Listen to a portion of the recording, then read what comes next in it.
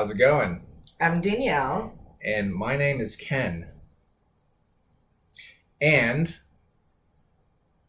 today we're going to be talking about the first 2 episodes of Cyberpunk Edgerunners, which is a new Netflix series which I believe recently wrapped up.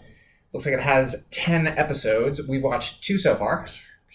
The first 2. We decided to actually watch them in order. Yeah. And we are here to tell you what happens and how we felt about the 2 episodes. I think we're just going to go over the plot. Mm-hmm. So, spoiler warning, spoilers. Yeah.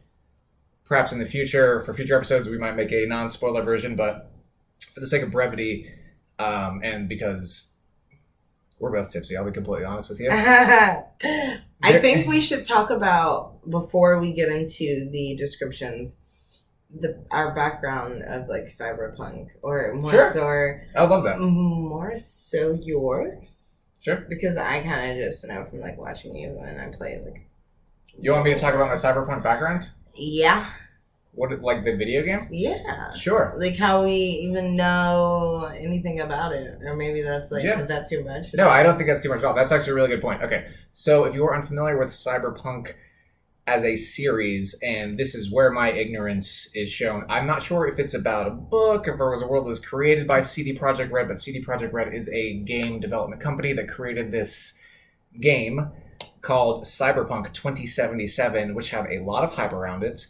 I was very much looking forward to it, and I did actually enjoy it when it came out for a number of reasons.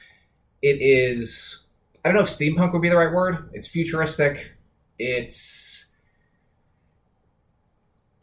kind of like dystopian. It's kind of like Blade Runner, kind of like it's set in, well, it says 2077, so it's set in the future. All of the worst things of capitalism have like come to fruition. All of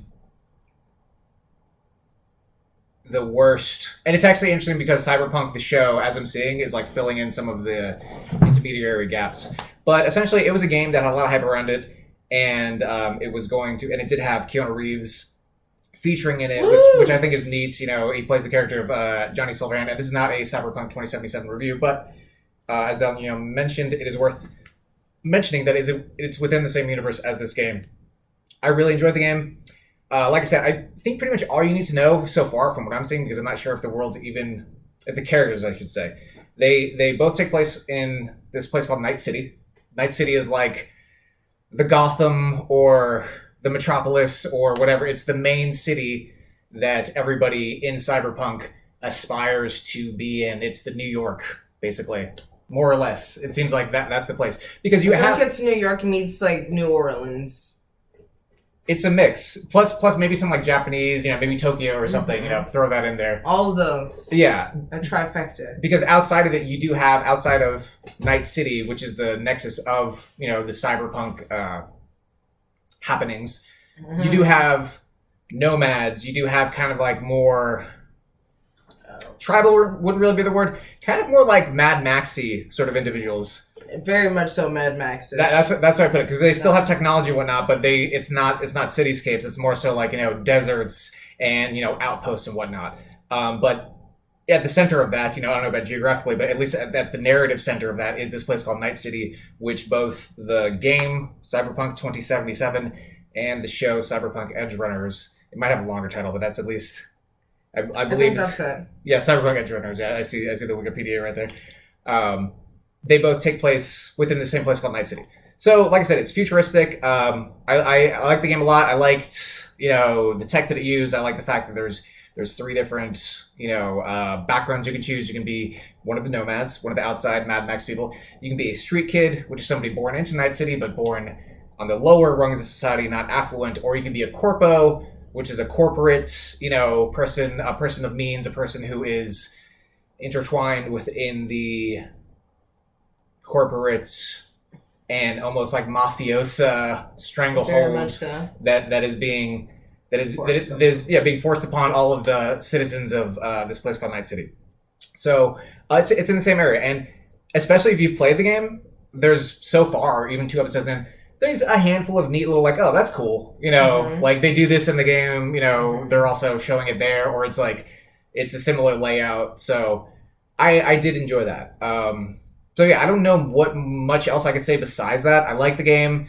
There's different controversies about it when it came out. They didn't initially live up to the hype, but there's been a lot of bug fixes. And this show in particular, Edgerunners, I believe has actually really boosted the statistics or whatever. I'm sure. Like a lot of people have been playing 2077 a lot more now since this came out. And what I will tell you about both of them, besides also being in Night City, being in the same world, they're incredibly stylish. Like there are people who have gone out of their way to make sure that these productions do not ever leave you in a lull.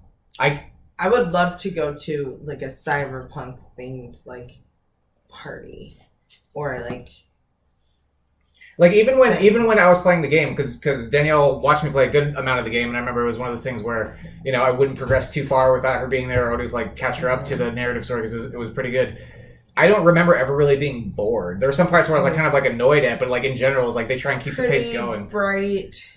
There's always a lot of stuff going on, even if it didn't have anything to do with what you were doing. There was always a flock of things that you could walk by and see happenings, and that was kind of something that I really liked in the Cyberpunk Blade Runner. Edgerunners. Shit.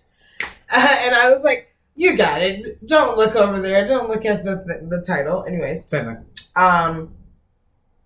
When the main character, David, is walking through the streets in those areas, you see all the crazy shit going on, and it's hell yeah, way to go. No, I love it, and it's the beginnings of one of those these franchises. And like I said, pardon my ignorance, Cyberpunk 2077 may very well be based off a book or something that came before it. But as far as I know, my only exposure to it has been that game. So far for me, it is cool to see the world building and to see the similar sort of backgrounds that would be in a level that you'd be playing through in 2077 in the show Edgerunners. Like I said, both very stylish, great music. I like the world that they have there. So that's pretty much all I think I can say about it. I don't know if you have anything else to say about the game. I mean, we both enjoyed watching it. We got one of the endings, I think. I think there's 3. Yeah, no, I'm ready to get down to the show. Well, all right, let's get down to the show. So, the show, like I said, spoilers. I've said it before, but right now I'm going to read, full disclosure, the Wikipedia synopsis of it. It's pretty short. It looks like to be about 2 paragraphs long. And then we're just going to talk about how we felt about the first 10 episode. lines. Yeah, and then we'll... That was some Rain Man stuff. That was freaking it's she had one of the Cyberpunk scanners, and she's I did. Able to see all the periods. I looked over at it and I was like, someone might have wanted to know, So we'll go over the synopsis and then we'll give our thoughts on it. And we've only watched 2 episodes so far. We'll let you know how we feel about both, and we'll watch the rest of them and either do a review. Maybe we'll do it in another batch, 2 at a time. So maybe we'll do it all in one big thing. Maybe each will get a review. Who knows? But so far, this is our 2-episode review. On the first episode of Cyberpunk Edgerunners, David Martinez is a young man who attends the prestigious Arasaka Academy at his mother Gloria's behest in the year 2076. Interesting. Sorry, this is not from the thing. I just caught that. In the year 2076. Yeah. The video game's called 2077. Yeah, so it's a prelude. And Arasaka is also mentioned in the game. So Arasaka. Nice little world building there. So she wants him to go to this academy despite their financial struggle. David illegally modifies his cyberware to avoid paying for a required update to keep attending class. So basically they attend this class that is sort of like an AR environment. They show up there, but just like kids nowadays, which wasn't a thing when I was a kid, but apparently is now, you have your laptops for everything, which makes sense. There's no salts about that. That's cool. But the natural evolution of that is that they have AR glasses. They have some sort of device, something similar to Geordi LaForge in Star Trek. Fuck that. They should be pen and paper. I'm just kidding. It's forever. I had to do it. When we're in outer space. I'm just kidding. No, that's fine. I'm totally here for it. She wants someone to have pen and paper. No, that's fine. She's like, you don't have salt? I have the whole ocean. I have it for you, baby. he needs a certain upgrade to his like firmware. It's like he's got, and I actually remember some of that, not to get too much into it, but it's like, you need to pay for the school trip or you need to pay for this. So this is something that he needs to pay for. Like the syllabus. The syllabus, whatever. Well, that's when you get into fucking college and shit. I mean, I know they have in high school and in junior high, but like, man, those books in college, crazy. Anyways, but he says, screw it, I'm going to get a hack for it. So he gets the update illegally. He knows this guy, and his mom is even like telling him like, "Don't do that." Yeah, he's like, and we're filling a little bit of it here. Him and his mom seem to have a great relationship. They seem to be like really close. It's just the two of them, and he is getting these hints that like not these hints. They're always tight on money. Like he's trying to like get his clothes dried, and everything runs off of credits or eddies as they're called in this universe, and his clothes like stop drying partway through. 300 eddies. So I think he is of the notion that like maybe he's doing the right thing here by doing it illegally. I don't know, but for whatever reason, whatever his motivation is, David Martinez decides to get this done on the street. Well, his mom didn't have the money on time. Initially, on the date that it was due, she didn't have the cash. Yeah. The eddies. Yeah. He could have got it like later, but initially, she didn't have it. Yeah. So he decides to do it illegally. However, the modifications end up crashing the school system, and Gloria agrees to pay for the damages. So basically, there's a virus or there's some sort of glitch. It's the firmware update is incompatible. It's like what they thought was going to happen when you went from like 1999 to 2020. It was like some Y2K bug sort of thing. Like it broke every single headset in the classroom, and there was like sparks flying, and it was a whole OSHA thing. Like it was terrible. On the way home, David enters a brief argument with his mother before they are caught up in a drive-by shooting, leaving Gloria, his mother, badly wounded. David manages to access Gloria's savings account to pay for her medical costs and discovers she had a stolen military-grade Sandevestian. I might be pronouncing this right. We're going with it. Sandevestin. Sorry. Spine implant. Something to mention in the cyberpunk world, especially, I mean, if you're familiar with like futuristic worlds, there's modifications and upgrades, just like they had the thing that let them have this augmented reality class experience. They also have things that you can implant, just like someone would take like Adderall or something, or like somebody would have, glasses. I don't know. These are normal things that like some people get done, and it's also the capitalist, not to make any sort of comment, whatever. Way, if you have more money, you get the better implants. Our cat's eating right behind us. So if you hear any like shitters, it's a kitten eating behind us. But he notices when he's going through her savings to pay for the rent and whatnot while she's in the hospital that she has this like wild stolen military grade spine implant.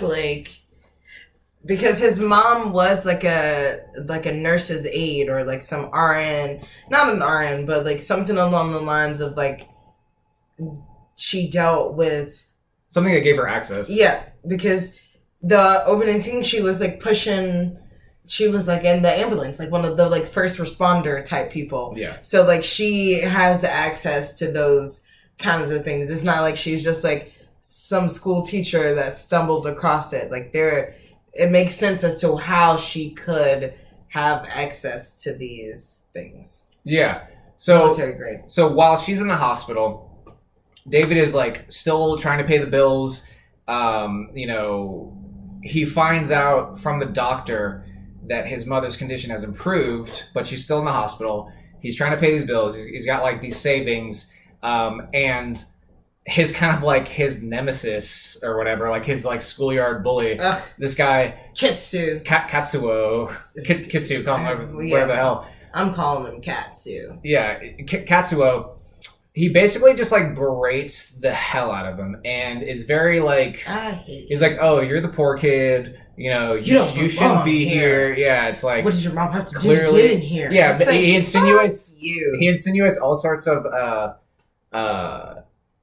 very below the belt sort of things about his mother, and basically insinuates that she has to do some seedy stuff for someone like him to go to school, and is like just basically straight up like, you're not wanted here. Yeah. That's the vibes, like, you're not wanted here. So, like, leave. Yeah, basically. And they have a fight, and you can tell that, like, David could probably hold his own, but it becomes pretty obvious within their fight that at this point in the first episode, Katsuo has like his own implants, his own augments because he's a person of means. You know, we end up finding out he's like one of the Arasaka executives' sons, and he beats the shit out of like it's like he pressed like best ninja warrior Super Saiyan type actions, and he just was kicking his ass. Yeah. Like not even he didn't even get his ass kicked like a little bit. It wasn't like he's been training. It was like a robotic ass whooping. Yeah, that's a good way, but like a pulverizer or something. Yeah. So like a machine that pulverizes meat. Yeah. Type thing. Yeah. So David gets his ass whooped, and it's basically a confrontation. I think that happens sometime after class. I'm pretty sure it's after the headset makes all the other headsets explode. He's just kind of mocking him, like, "Oh, look what you did, you know, poor boy, coming here, you know."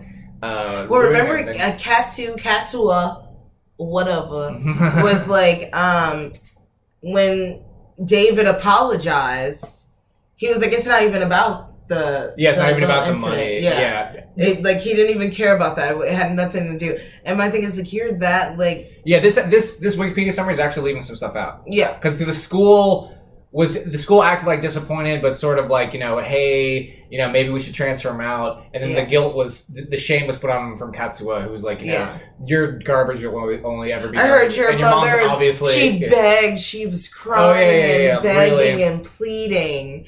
And it's like to keep him in school because he had broken the things, even though his mom told him not to use the illegal upgrade. Yeah. And his mom apparently had to put on, you know, a lot of. And for one, they showed us the conversation. Unless I feel like there was a begging to happen off screen, but even if it did, it's like I can't even blame her. Like, well, to me, if she begged, there was no need for her to say she'll offer to pay to fix it. That's a principle thing, sure. Because to me, that part would have came out in the crying and beg. We wouldn't have been able to see that part. At least that's how. And to me, in negotiation tactics, that's how. Perhaps I would. Yeah, I feel like he was just being a dick. For sure. So the guy really hammed it up. So not only did he whoop his ass, but right before he whooped his ass, he basically shamed the shit out of him. Oh, yeah. He said, like, you know... shitted on his mom. Yeah, you're a piece of shit. Your mom must be doing X, Y, Z. Whore. Yeah, basically all these insinuations. Can you say that? I mean, it's fine. I don't really know. He made some seedy insinuations. So, after David gets his ass whooped, he goes back to the hospital, and unfortunately, to his dismay, Gloria's condition has worsened, and she dies in the hospital. And I mean, I want to do like my feedback after I finish the synopsis, but it starts to show like this is when it starts to show you just they're not even like heavy-handed to just very obvious like capitalistic themes of like how brutal it is because he's handed this freaking like stupid ass Dropbox thing. It's like this auto capsule. Thing like we're sorry for your death. Yeah. Like, you know, if you would like, do you have insurance? Check this thing like an automated like as if you're like pulling up to like a McDonald's drive-through or something, and it's like you know. Please check here if you'd like your belongings sent to like whatever. So she's cremated. He's given, you know, a very cold, you know, thing. And the doctor, which he's seeing in like it looks like Saw or something. He's seeing like this doctor who's in the worst, the seediest, jankiest, like always has a blinking light on it motel where all of the worst kind of people live. And he has these like butcher type, like get up. Like there's one little lamp, like one of those little crickety lamps that just kind of like sways. Like not as bad as the Ripper Doc, but almost as bad. And it also reminds me that the whole reason this happened is because they got into a car accident. Yeah. And one of the interesting things during the car accident is that the paramedics come and they check to say like, oh, she's not a client. They don't even say like she doesn't have insurance. She's not a client, so they leave her for dead. And like this man has to see. I was pissed off. And so I was so distraught. Yeah, it's really bad. Literally, like he's like, "Oh no, my mom," and it makes you think that he's watching her. And then he comes and he's like, "Oh hell yeah, we're getting saved!" And they like hop out, do the scan, and then be like, "Oh, she's not a client. Let's move it." And they like fucking pack up and haul ass, and he's like screaming for his mom, and it's like he doesn't even get out. Like eventually. she gets okay and then she's in place, but then, you know, he gets his ass kicked and then she finds out he dies. But like, that was the first main like big separation, showing, even huge, like, because even if she wasn't the he's client, a street kid. Of the three things, he's a street kid. Yeah. So yeah, some total fucking bullshit with the medics. Yeah. So we backtracked a bit, but basically, fast forward, she does end up dying. He has her cremated. He is stuck with paying the bills at his house and whatnot. Breaking in, he's sneaking through. The fucking poor baby is fucking sneaking through the little vents every day. Break into his house. Because it says when you go to do it's like a vending machine. It's like, not enough funds. And then let's talk about the machine with all the messages. And it's like the landlord is like going off on the mom. I guess he doesn't know can tell she's like gone yet. Yeah, all the messages are addressed to his mom. But then there is one that apologized for his. I don't know who it was though. I can't remember. But someone said they heard about his mom. I believe so. Yeah. So he's completely in a bad spot. This David Martinez fellow, which we'll take a look at in a second when we talk about episode 2. His mother just died. He just got expelled, essentially. He learned, as his mother was dying, again, this cat, as his mother was dying, he basically learned, and not like within the moment, but as it got drawn out, that... I don't think he got expelled yet in episode 1. Possibly not. But he learns that she was doing everything to put him through school, which I guess wasn't obvious to him. Yeah. It wasn't like... Everything that she did was so he could have a better life. And before she got into the car accident, it's also... Kind of get into the details. But it's also worth mentioning that she gave him like a really nice like little speech about how you need to be better. You shouldn't take these shortcuts. You know, like modifying yourself because then it might glitch out. You know, yada yada. So all this is on his mind. His mother's dead. She's in a freaking vase, cremated. He's getting all these calls, and he gets a call. Amidst all of these calls that he gets about overdue rent, about we're sorry to hear about the passing, about, you know, your utilities are going to get cut off at this point. He gets a call from Katsuo, who basically just like does like really, I don't know how you describe it. It's like, it's the darkest energy, like not the scientific dark energy, but it's like one of those things where it's like, damn, that's dark, but people are like that. There are people like that. You can tell that he basically shits on him for his mom being dead. And saying like, oh, she's better off. Yeah. Kind of like tormenting this already like poor soul. Like he already kicked his ass. Yeah. Like already like bleeding, like stitched up, like already fucked this kid up. Talking about his mom while he doesn't know that his mom's dying. He literally finds out that his mom is dead after getting his ass whooped by that kid.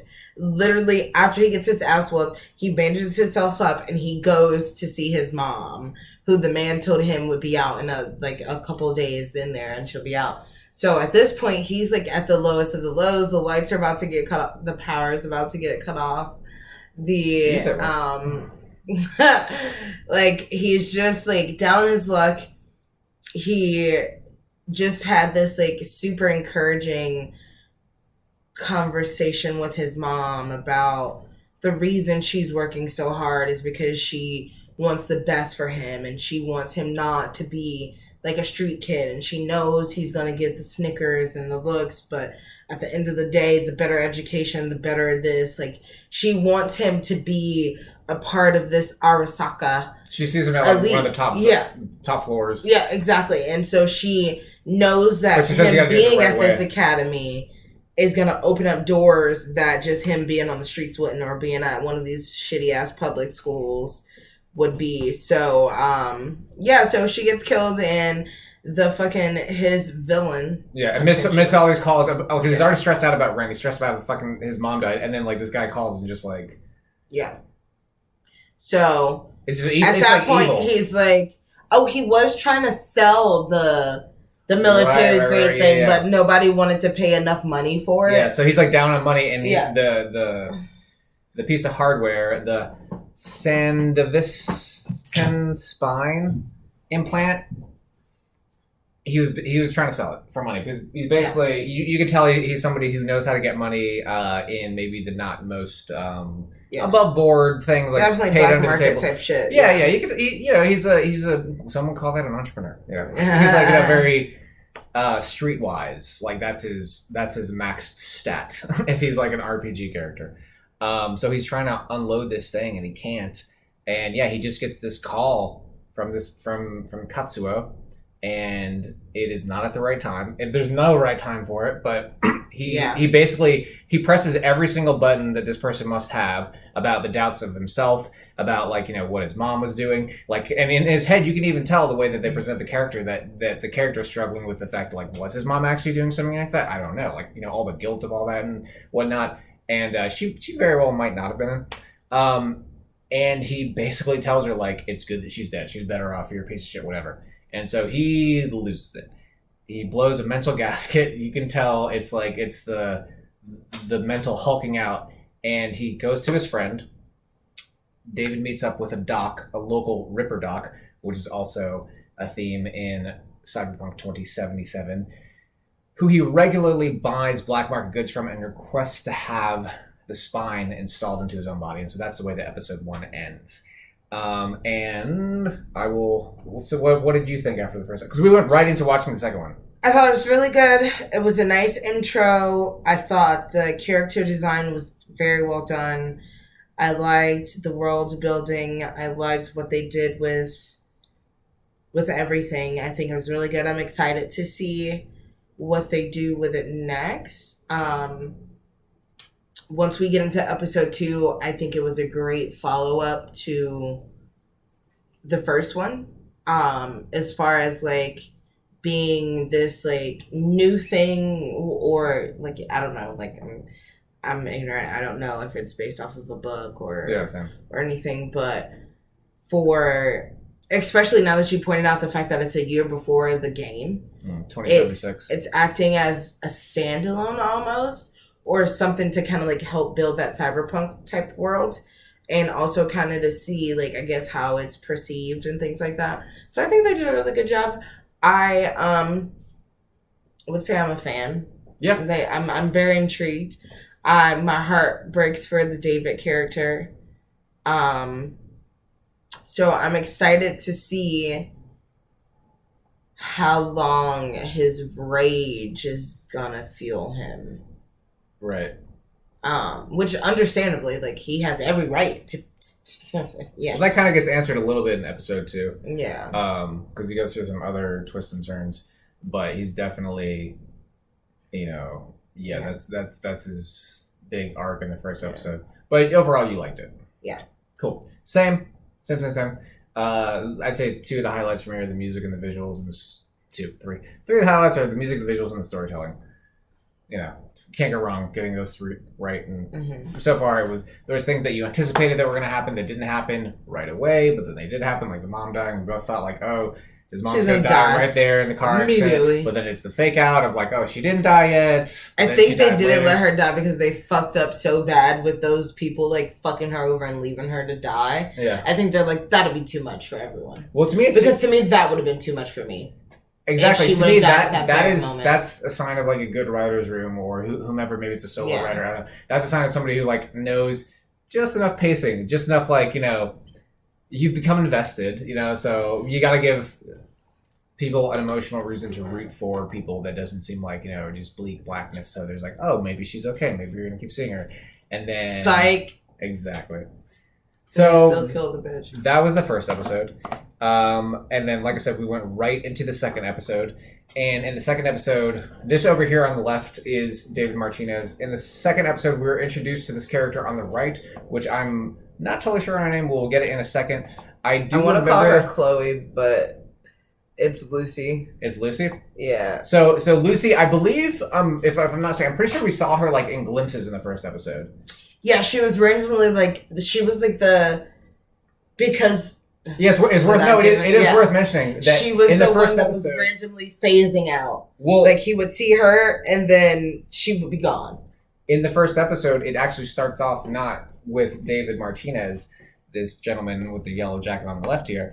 it starts off showing some sort of like super soldier looking person who has that spine, who has like the spine tech that's like he wants to have installed in him, and he's able to Fucking do these up. like really fast, as if he's the Flash, or as if he's like Wanda Maximoff's brother, which I can't remember his name, but who has like the fast speed, Wanda brother, the spinoff from WandaVision, and it does this nice like cool color effect. I don't know, it's a nice take on the fast moving character because like there's billions of fast moving characters.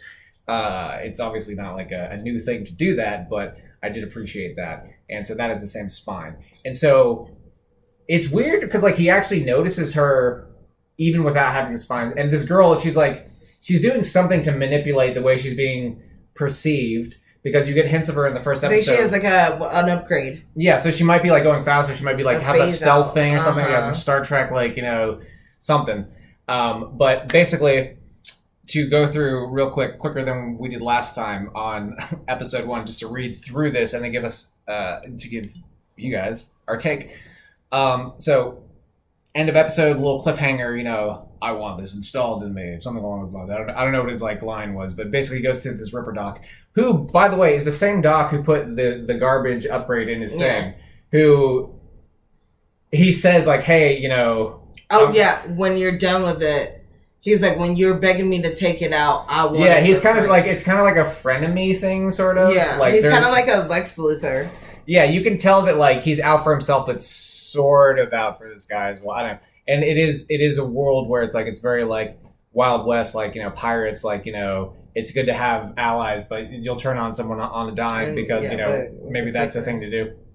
So episode 2, again from Wikipedia, Doc agrees to install the Sandevistan, which is the spine implant, which grants David superhuman strength, speed, and reflexes. With his new abilities, David returns to school and beats up Katsuo.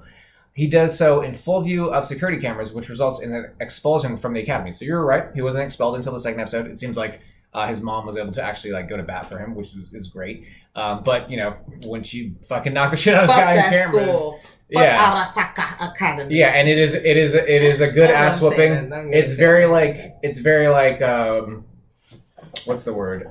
It's a very swift ass whooping. Oh yeah. It's like a one and done sort of thing, and then it's very like Liam Neeson on Taken ass kicking. Yeah. Like when he kicks in and finds the man whose voice was on the recorder. And Katsuo is like, do you know who my father is? Like, you're done. You're done. He broke his fucking nose and he was distraught, crying like a little bitch boy because he didn't know that fucking David had got that shit done, because you can't go around fucking with people without knowing their mental fucking state. That should be a note to all people. Yeah, no, that not it was, just it anime. was big bitch boy vibes, and it was big like fuck around, find out vibes. He fucked around and he found out big time. So that happens on full view of the security cameras. Katsuo's father, Tanaka, who is an Arasaka executive, notices that David is able to utilize the spine implant with no apparent side effects. So somebody basically shows Katsuo's father, Tanaka, a video of his own son getting his ass whooped. And the reason that he shows it is mainly because he notices that David is able to utilize the spine implant with not nearly as much side effects as most people have. So Tanaka is basically given a video of his own son getting his ass whooped, and the reason that he's given it is because his underling has noticed that David can handle the spine implant easier than most people would be able to. And he says, he's perfect for, this new test. I guess they have some new piece of hardware or something they want to test out. And they're like, David will be the one to test it out. So that works out. And then something, I believe when is like, what about your son? He's like, well, it's about time that he does something to help him. Yeah, pretty much like, didn't care. He'll be like, it's part of the deal. Like it's for the greater good. And I recall, I think the next scene was like the principal, it was a voicemail saying that both of his parents, Katsuo's parents, wanted to meet with him. Right. And he's kind of like, which I'm pretty sure is like a setup, because probably how else are you going to get that? But we'll find that out in episode 3. Yeah, so you can tell that there's an interest from Katsuo's father, not for his son, but for the gear on the individual who whooped his son's ass. So kind of funny.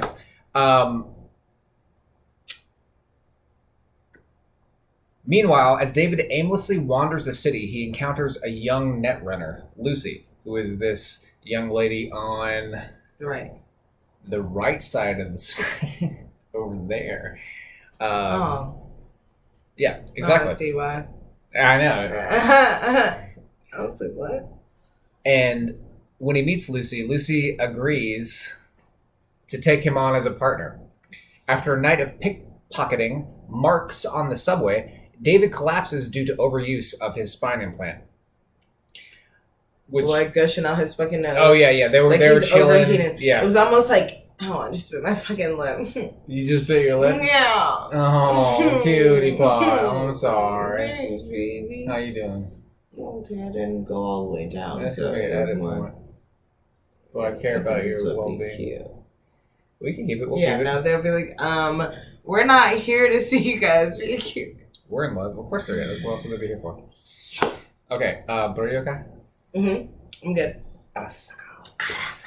Okay, so yeah, David is like, he knows he needs money. He's like, okay, this Lucy girl, because he with his armor, I'm pretty sure Lucy tries to pickpocket. She got so by pickpocket, there's these little slits, chips. I don't know. It's like the USB memory. Yeah. So Lucy's going around and doing some fucking she can move as fast as David somehow. We're almost some magic suck the shit out of their some magic thing, sucking, and then she's snatching it and walking away. So because David, I guess somehow already could see her, but I guess that's just because he was paying attention. But when she's on the train, the escalator, the subway, the route, I don't know what they call it. He sees her a couple of times, but I believe it's on the subway, like an Amtrak sort of thing, where he notices this silhouette that I've been seeing, they're trying to rob me right now. Yeah. So he catches her. She's has it halfway out, getting ready to snatch it, and he flashes out. Yeah, like Flash, like the character Flash. And yeah, and he catches her. Catches her arm, and then she's like, oh, let's talk now. Exactly. Yeah. So he, you said, they have the night of pickpocketing, and it's this nice sort of thing where it's you can tell that he, I don't know if wants to romantically impress her at that point, but it's at least give me a bigger challenge. Yeah. You're do this. It's I want it. But also because he wants the money too, and she's the more advanced she pickpocket. Kind of propositions him. Yeah, she says 80-20 or something. At first, 90-10, something ridiculous.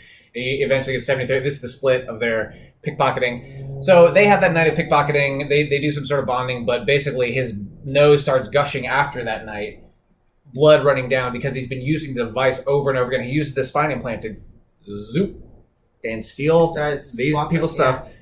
His nose is bleeding.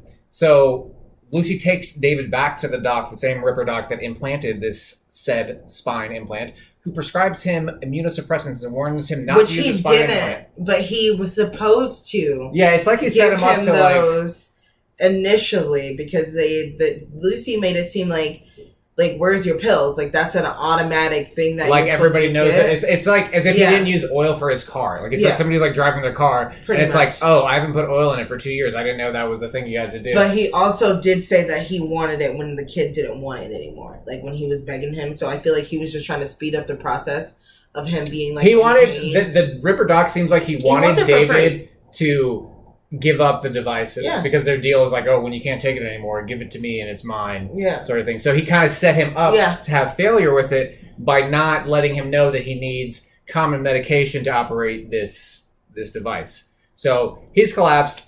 He gets the immunosuppressants. 2 days worth. Yeah, more 2 or 3 days, which is not a lot worth, but he gets it. Lucy is kind of eyebrow raised at the doc, saying first of all, she's laughing at David, you didn't know this, you didn't know that you needed sort of things, and then also eyeballing up the doc, what's your plan? Why did you, why did you install this without making sure this person had a regimen? Lucy, after he gets taken care of, although David appears to have a remarkable tolerance to the device, he still needs immunosuppressants. After he gets those, Lucy invites David to her apartment where she confides that her dream is to migrate off-world to the moon. It seems that this is an ongoing thing in the background of the world of Cyberpunk 2076, people have migrated to the moon at a certain point. It's I guess it's a better world over there, and she confides to him that is her dream. She shows David a virtual reconstruction. I believe these are, I don't know if they're actually brain knit. It's probably like a VR thing is what it seemed like. Yeah. It looks like it almost looked like she drugged him. For to sure. me. But they were both But it was there. like they were like laying down like semi-sexual, but not Definitely really seductive, sexual, yeah. more like very intimate. It's kind of like the teenage babysitter trying to seduce the kid to not tell that her boyfriend was over while she was babysitting. Yeah, it was walking a line something. between like platonic and like, Yeah. oh, is she flirting with him? Is she trying to like? It screw went him from over? like straight like business partner to like, are you trying to fuck on this kid? Yeah, it would have And then it's reminded. like, It kind of reminded me of you've seen Pulp Fiction, right? Yes. It reminded me of Marcellus Wallace's wife, sort of hitting on John Travolta's character. You know what I'm saying? Yes, Confides to him that her dream is to migrate off-world to the moon. So I guess in 20... He kind of jokes. He kind of laughs at her, though. He does, too. And they have this interesting thing about, like, yeah. oh, are you a normie? Is that, like, one of your dreams? It's like as if you met somebody who was, like, maybe, like, their parents were in the military and, like, oh, I want to join the army or something. David. I don't think he's sexy. Kind of picked at her, kind of like that was unrealistic, or kind of like that was, like, a pipe dream. And she kind of, like, spit it back to him. So there was like a little awkward tension, and then she's like, oh, I want to show you something. And then that's when they lay down and they go into a VR environment. Yeah. And I feel like in the VR environment they actually go to the moon. Is what it seems like. They are on the moon, like walking around and stuff, and then it's kind of romantic, sort of like, you know, this playful sort. It's almost like if it were like a space rom-com, this would be the montage where they're like bonding over the holodeck. Yeah, basically. And then right when he asks her, you know, because she says like, "Oh, I've never shown anybody this before," and he asks her like, "Well, why me? Why'd you choose me?" He fucking wakes up and there's motherfuckers like, "You are a possession of," and she's sitting there fucking smoking her cigarette, kind of like, well. So she sold him out, basically. Yeah. That's what happens, and that is the end. The cliffhanger for episode 2. Lucy over here on the right is a traitor. She sold out David. She pretty much kind of did him like the Ripper Doctor did. Which goes back to basically being the Wild West, basically being like, you know, pirates. Yeah, like everybody's out for themselves. There's no, which I mean, yeah, okay. So which makes sense. So I'm pretty sure more than likely they probably put out like a reward for him. Probably. It could have been Katsuo's father. It could have been Arasaka. Just basically putting out like you said, you know, a bounty on this young man and being like, you know, hey, that device that he's got, we need it because it is highly technical. And maybe the bounty was also even for David himself. Oh yeah, he had to we're be only on taken episode alive. 2. Yeah. But the bounty could have also been for David himself because he had to be taken alive. He has because he might be able to test he's out the only stuff. one, like, he hasn't gone batshit crazy, and I feel like the Ripper Dog was so surprised when he found out how many times David had used the thing without without fucking passing out. Yeah. And then the fact that he was still like alert.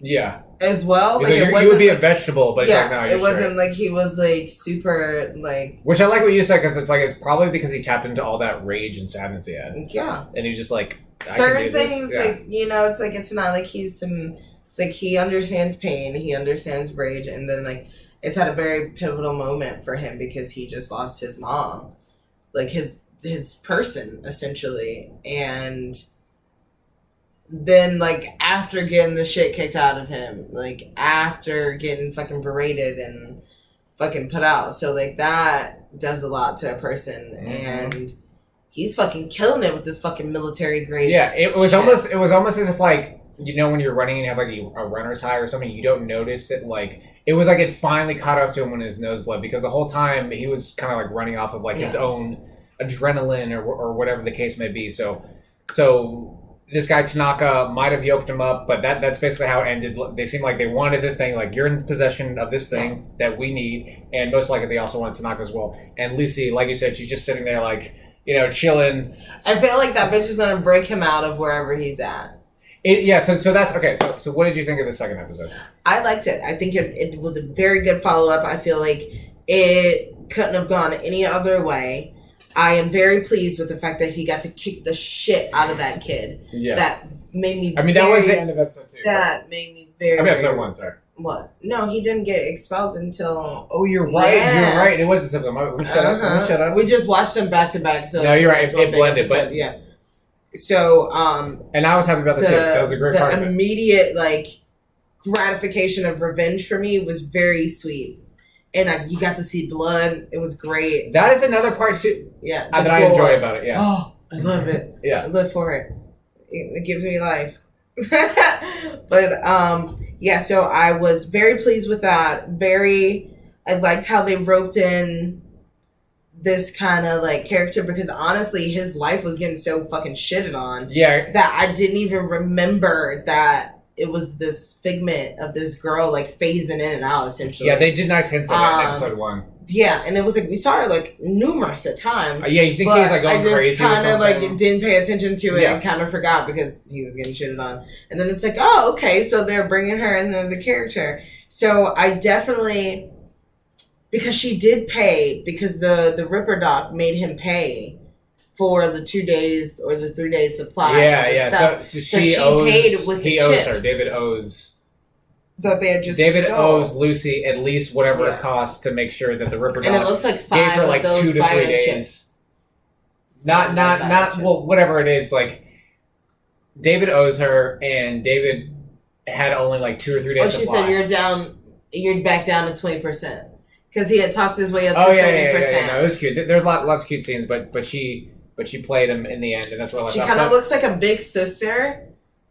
That's but I can't really say big sister because big sisters don't really give that seduction vibe off. But she also is manipulating and on her own. You can tell she's been running the show, because the fact that she didn't already have a partner, to me, says a lot, because you can tell she's been doing it for a while. She might have had partners in the past. Yeah. She might have been someone else's trainee. But yeah, no, I love it. I'm excited to see the rest. The other 8 episodes. Fuck yeah. Kind of bummed though, because we kind of read this tidbit spoiler thing that essentially is that this was meant to be a standalone season. But I can kind of understand, because so much happens in an episode. They kind of they move it along very well. So I feel they're gonna tie up a lot of I don't feel there's gonna be a lot of loose ends left. But I would like to see where this character goes. So hopefully it's, with it being 2076, they might bring some back into maybe add-ons for the game in 2077. Yeah, for sure. I liked it as well. I really enjoyed the first 2 episodes.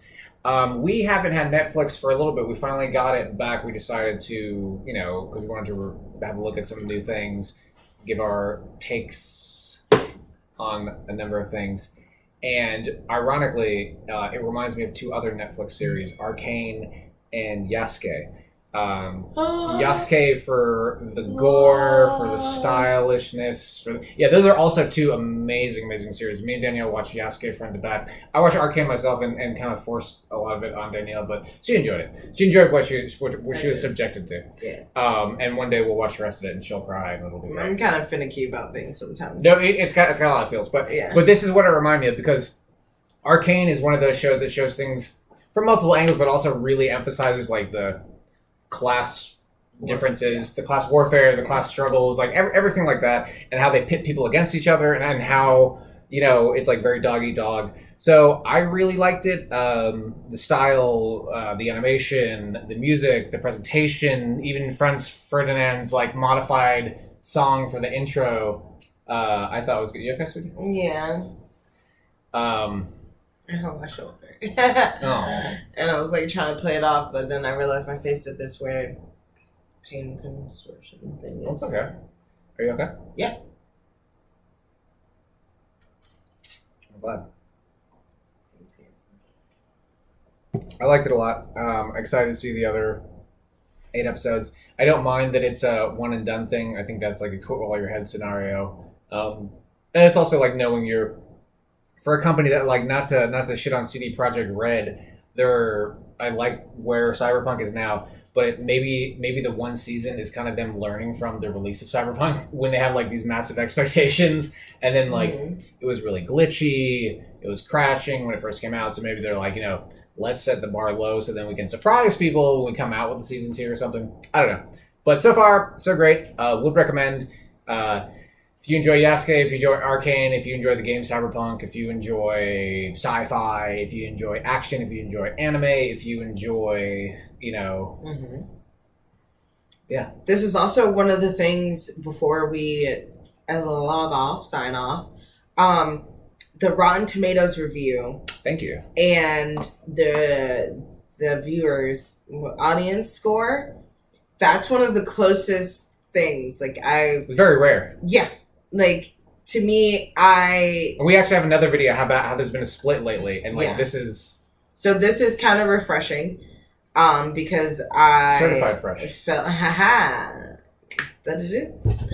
That's not a good drum thing. I'll do it better next time. Yeah. But you said it's kind of refreshing because you feel... I just felt kind of discouraged by Rotten Tomatoes, honestly. And I felt like it was a lot of sneaky... under the table manipulation things going on. And so to see this and not really have a dog in this fight, if that makes sense. Yeah, 100%. Kind of just okay, yeah, I know of Cyberpunk because of you. Playing it, and I've played a little bit, not enough to be like, oh, I played. I mean, I've killed a couple play it again later. I've killed a couple people, in the game. Cyberpunk. On Cyberpunk. So to not have a dog in this fight and kind of just be looking for something fresh eyes that's nice, new. Didn't really see much feedback. We didn't check the Rotten Tomatoes for this until after we watched it. Right? I'm pretty sure I had it. Well, I think that was part of the reason why I wanted to watch it, because I knew it got really good reviews. Oh. But I didn't know it was this. Speak for myself. Well, I didn't remember it being this level. Yeah. Because that is a great point. Because nowadays it is rare for the audience and the critics to agree, and it actually to be congruent, I guess. And we're only 2 episodes in. In our opinion, it could end up, or maybe our divided opinions, one of us might think it ends up sucking, one of us thinks, or maybe it is great. But so far, I hope not. This score makes sense to me so far. As long as they let him kill the killers, I am okay. I don't think I will have beef with it as long as they let him continue to kick ass. I just want more gore. I'm ready. I feel like they gave me a taste of it. Which is funny because Danielle hates scary movies. I do, but I love me some gore. That's which is such a... I love it. And we don't watch a lot of anime, so I guess this is where we would get it, basically, because we're not going to be watching but we are gonna. Our anime game's about to step up. So yeah, no, we'll if anybody has any cool fucking dope ass suggestions for things anime, along please these let lines. us know. We do have a VRV and a Crunchyroll, right? We have VRV. We have Crunchyroll. If we don't, we'll get it again. Yeah. But that is definitely one of the things I appreciated. It's just kind of beautiful, not to be dramatic, but it's a beautifully done thing so far. And I'm not putting it on a pedestal. I'm saying I appreciate when you can tell the music team went all out. You can tell the art team went all out. You can tell the story team went all out. You can tell those 3 things collided, and it was well done. And then there was executive producers being yeah, do that stuff. Yeah. And even when I mentioned this when we were watching it, even the budgetary things, and this might not have been budgetary. I feel like they did. I don't feel like they have many constraints. Well, Netflix will throw a lot of money at stuff. In my plebeian opinion, it seems like I have nothing against Netflix. Feel free to hire me as a writer and or actor. I'm totally cool with that. But it was either to save money and or a stylistic choice. But there are scenes where the background won't really move at all. And it just works really well. The foreground character will be doing something, and the background is kind of static. But if you think about it, that's kind of how the game is as well. First it is, which is kind of crapping on the game a little bit. Certain parts is kind of but it's everything's so going on, but then it's okay, but I'm walking past this block of buildings that are just there. There's it's like, no windows, why is this whole Night City? There's all like 24 people in it, but we're not going to have a 2077 review right now. I love the game, but there are valid critiques. Let's just talk about how I'm loving this Beyonce fan that I have going on right here. My baby set it up because I was hot earlier. I don't know if that part's going to make the cut or not. But I hope it does. And but I'm here for this. I hope it was obvious that at a certain point, and I feel like people are like, oh, he was so creepy when he touched her head. This is my wife. The head touching comes with the husbandry. Yeah. No, I love. I think take care of me. We enjoyed it. We hope you enjoy it if you check it out. And if you have anything you want us to watch, let us know. Thanks for watching. This has been our Tipsy Talk on this and that. Tipsy Talk. Peace out. Thanks for watching. Tipsy Talk.